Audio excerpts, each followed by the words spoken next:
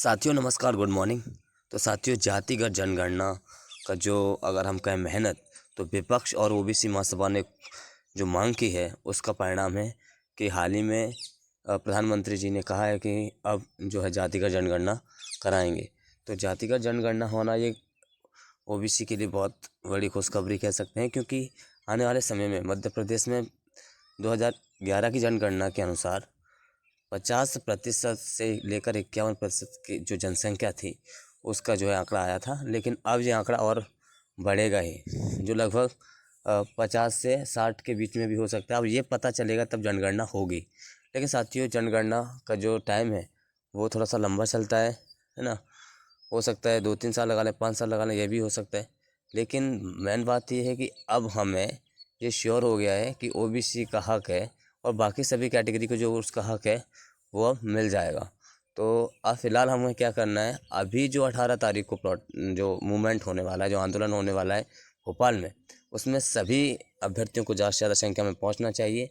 क्योंकि आप सब जानते हैं कि माननीय हाईकोर्ट ने ऐसा कहा है कि कोई रोक नहीं है, माननीय सुप्रीम कोर्ट ने कहा है कोई रोक नहीं है मध्य प्रदेश के बने हुए कानून पर 27% पर। तो फिर आखिर रोका क्यों जा रहा है? और महाधिवक्ता कह रहे थे हमने अभिमत नहीं दिया, हालांकि अभिमत दिया है तभी तो रुका था। ये दोहरी बातें जो की जा रही थी। और माननीय मुख्यमंत्री जी ने भी अभी कई बार कहा है कि हम ओबीसी के पक्ष में। तो कहीं ना कहीं सब कुछ पॉजिटिव रहेगा, लेकिन हमको मजबूत देखो, आने वाला समय रहेगा वो बहुत मजबूत होने वाला है। क्योंकि साथियों, आप जानते हैं बिहार में जो है चुनाव है इसी साल अंत में।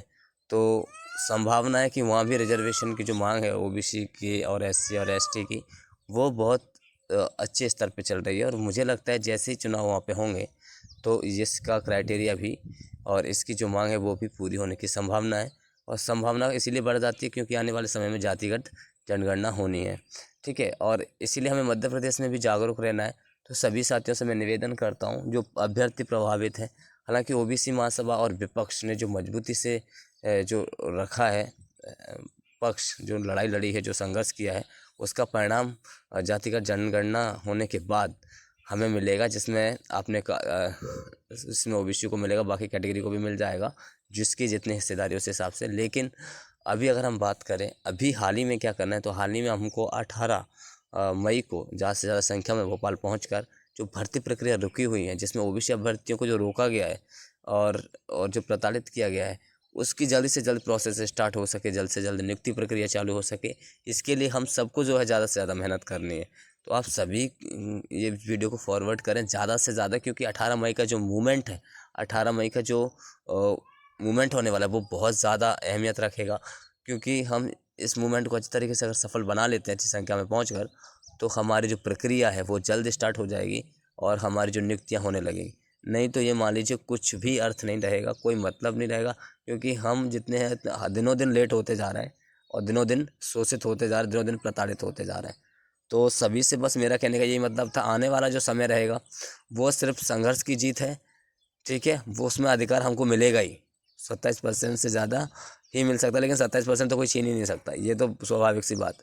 रही बात कि अभी हाल ही में क्या करें, तो हाल ही में हमको जो 18 तारीख का मूवमेंट है वो अच्छा बनाना है। और सभी लोग ज़्यादा से ज़्यादा ट्विटर का इस्तेमाल करें, ठीक है। और ज़्यादा से ज़्यादा ट्वीट को कंटिन्यू बना के रखें। और जातिगत जनगणना का जो वीडियो है उसको ज़्यादा से ज़्यादा अपने ट्विटर पे डालें।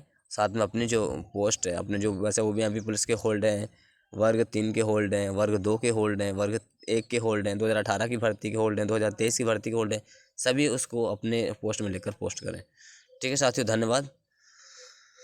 तो मेरा कहने का मतलब यही है कि सभी लोग जागरूक रहें, ज़्यादा से ज़्यादा वो करें, ठीक है। धन्यवाद।